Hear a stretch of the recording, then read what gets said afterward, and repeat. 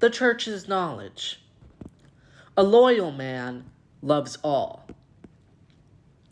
When a thoughtful man thinks on different well-read religious, working atheists, or beautiful nature, certain similarities between him and the old war teachers from the medieval church become readily apparent, just as old worries may come to the forefront of one's mind in immediate times of fear and struggle.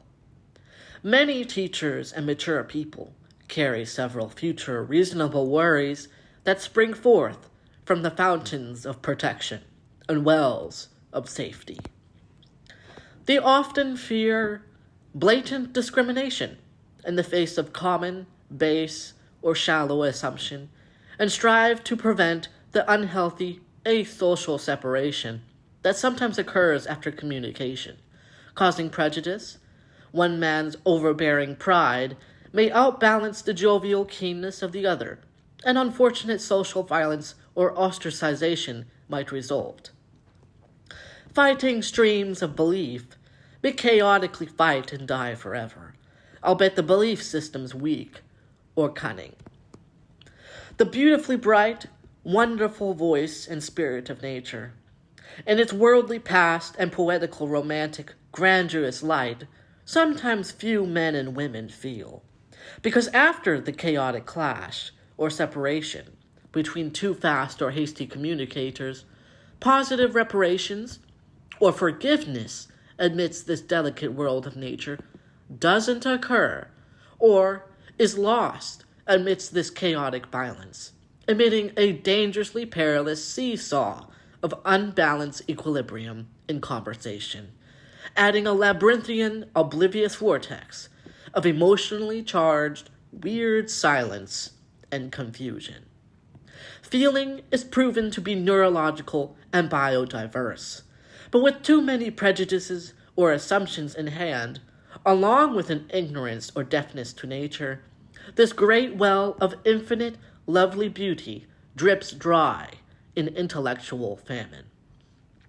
The lack of biodiversity knowledge in an assuming bully is not the only consequence of inadequate miscommunication. Valuable thinking time and philosophical thought lessons amongst those with too much work or those taxed with physical labor and the time needed to make proper sound judgments before the monsters of conflict shrinks. Like an innocent addict to sport or violence, too used to the field. Religious leaders and people of the church were, and still are, aware of this great social imbalance, and many attempt to maintain a justifiable quality of thought in this dangerous maze of ignorance, biological harm and warfare, and levels of mindfulness. Nature and its bountiful elements, minerals, arboreal organisms, mountains, and wildlife also greatly feels this inviolate incongruence, and always tries to overcompensate in the place of these working men and wise-like religious. A fearful or damaged populace or group of people always changes and influences the environment, no matter if they are far away from it or quarantined away in seclusion or isolation.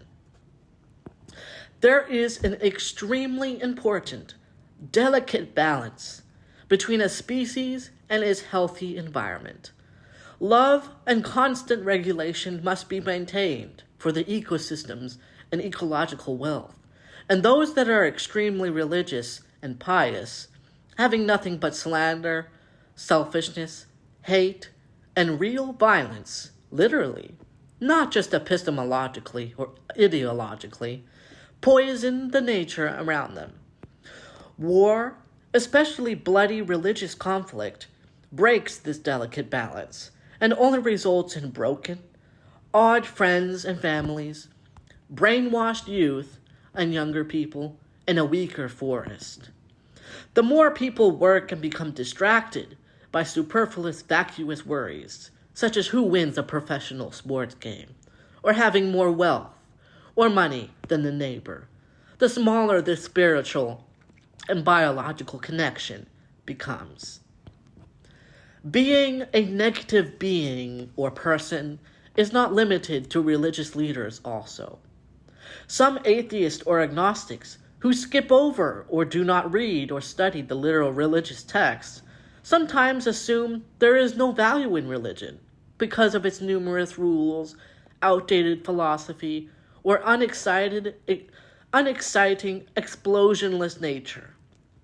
Philosophical fallacies, such as those of selection or picking and choosing literature that only pleases or benefits the reader, also adds weirdly to this monumental imbalance, resulting in intelligent atheists speaking past scientifically illiterate religious followers parroting their own beliefs for too long amongst one another, and an ideologically polluted village.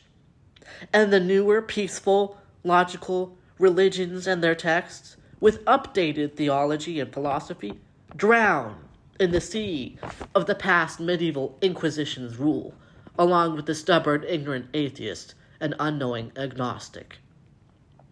The great and monumental asset of the old church was, and still is school time.